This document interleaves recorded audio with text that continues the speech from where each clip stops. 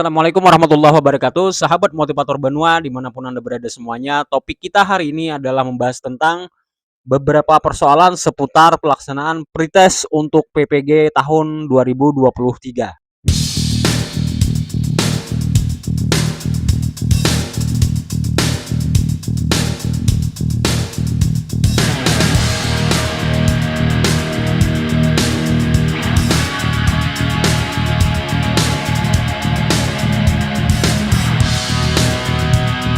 Sahabat motivator Benua semuanya, saya tahu dalam beberapa hari terakhir ini adalah merupakan saat yang merupakan euforia bagi banyak orang, yaitu berkaitan dengan pelaksanaan pretest untuk PPG tahun 2023 ini. Di mana pelaksanaan pretest itu bagi banyak orang menjanjikan harapan, kemudian antusiasme banyak sekali, apalagi generasi muda kita yang mengikutinya itu sangat luar biasa sekali. Karena saya melihat sendiri di lini masa itu banyak sekali pemberitaan terkait dengan masalah pretest PPG.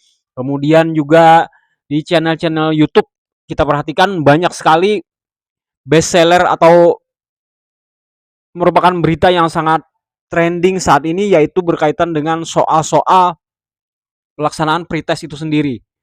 Jadi sangat diburu para netizen, sangat diminati, dan itu merupakan kesempatan besar buat kawan-kawan kita yang menaruh harapan besar buat pelaksanaan PPG di tahun ini. Jadi apa yang ingin saya sampaikan dalam video ini mungkin tidak terlalu menarik, bahkan mungkin bisa saja bikin enek buat beberapa orang, terutama mereka-mereka yang antusias sekali dengan pelaksanaan PPG ini, mereka-mereka yang berharap lulus, tentunya tidak enak dengan apa yang saya sampaikan berikut ini. Dan juga sangat tidak nyaman buat konten-konten kreator yang mereka antusias untuk men-share soal-soal apa saja yang bakal keluar, kemudian pembahasan-pembahasan seputar cara menjawab dengan baik dan seterusnya. Tentu ini merupakan hal yang tidak enak. Kenapa? Karena saya mengutarakan dari sisi yang agak kontra. Dari awal kami sudah banyak sekali memprotes tentang pelaksanaan sertifikasi guru dulu. Itu poinnya. Sertifikasi guru itu yang kita protes paling banyak porsinya di channel saya ini. Kemudian saya juga memprotes banyak sekali kebijakan yang berkaitan dengan dunia pendidikan kita secara umum, dan yang lebih menukik lagi pelaksanaan PPG, baik dari sisi pelaksanaannya maupun isi daripada yang disampaikan di PPG itu sendiri, mulai dari pretestnya sampai UP-nya. Nah, yang ingin saya garis bawahi ini ada dua hal. Saya melihatnya dari pelaksanaan pretest kemarin itu ada dua hal saja yang saya simpulkan ya dari pelaksanaan kemarin. Saya coba memantau-mantau dari lini masa kawan-kawan saya, kemudian saya lihat juga di beberapa channel YouTube yang memberikan bahasan-bahasan tentang soal pretest tersebut. Yang pertama, kesimpulan saya adalah itu kan dari soal-soal itu intinya menuntut kepada para guru untuk berpikir seperti apa yang diutarakan pemerintah. Guru-guru itu seyogyanya mulai menjalankan konsep HOTS, High Order Thinking Skill. Jadi kemampuan berpikir yang sudah tingkat tinggi. Jadi kita diharuskan untuk berpikir ahli di dalam menganalisa sesuatu, mengkritisi, kemudian kita bisa memproduksi sesuatu dari hal itu. Bukan saja menempelkan begitu banyak pengetahuan ke dalam otak kita, tapi juga otak kita ini harus pandai mengolah informasi tersebut dengan cerdas. Nah, berkaitan dengan itu saya tentunya tidak protes dengan itu. Saya setuju, saya mendukung sekali, saya sepakat bahwa yang namanya host itu sebenarnya bukan hanya para guru, bukan hanya para ASN, tapi semua yang hidup di zaman modern ini, manusia yang hidup di zaman modern ini seyogyanya memang harus berpikir HOTS, High Order Thinking. Ini adalah merupakan keahlian atau skill yang memang harus kita kuasai.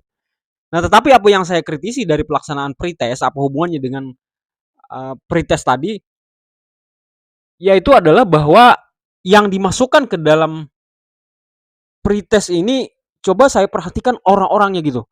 Orang-orangnya ini kebanyakan kalau yang sudah di angkatan mungkin 2016 ke bawah, 2016, 2015, 2014, saya banyak sekali menemukan keluhan dari mereka, dari guru-guru kita ini, tentang betapa sulitnya mereka mengadaptasi atau mengaplikasikan HOTS ini ke dalam uh, praktek langsung kepada para siswa. Artinya siswa saat ini atau guru saat ini yang mereka butuhkan itu adalah skill yang benar-benar praktis, gimana caranya menghadapi murid, kemudian gimana caranya mereka berinteraksi langsung agar menjadi guru yang disukai oleh siswa, kemudian agar bisa menjadi guru yang memberikan pelajaran yang membekas kepada para siswa, menjadi guru yang terus dikenang sepanjang masa oleh siswa. Bukan menjejali mereka untuk ahli berpikir kritis. Justru kalau menurut saya ya, dari pengalaman saya begitu banyak membahas tentang hal-hal yang berkaitan dengan sumber daya manusia, semakin kritis, semakin analis seseorang, semakin analitik seseorang, itu justru akan mempersulit dia untuk berinteraksi dengan sesama. Kebanyakannya seperti itu. Orang-orang ini akan terjebak dengan kecerdasannya sendiri, saking cerdasnya akhirnya aspek emosinya menjadi kering, dia tidak mampu lagi membaca hal-hal yang berkaitan dengan empatik, berkaitan dengan emosional dan lain sebagainya. Itu biasanya seperti itu efek yang muncul dari situ ya. Efek secara tidak langsung akan memberikan dampak seperti itu. Semakin cerdas manusia di dalam menganalisa sesuatu, justru dia akan semakin kering emosinya. Nah, yang dilakukan pemerintah seharusnya justru semakin mempertebal kemampuan para guru ini untuk berempatik, emosional, kemudian spiritual, thinking, dan lain sebagainya. Yang berkaitan dengan itu.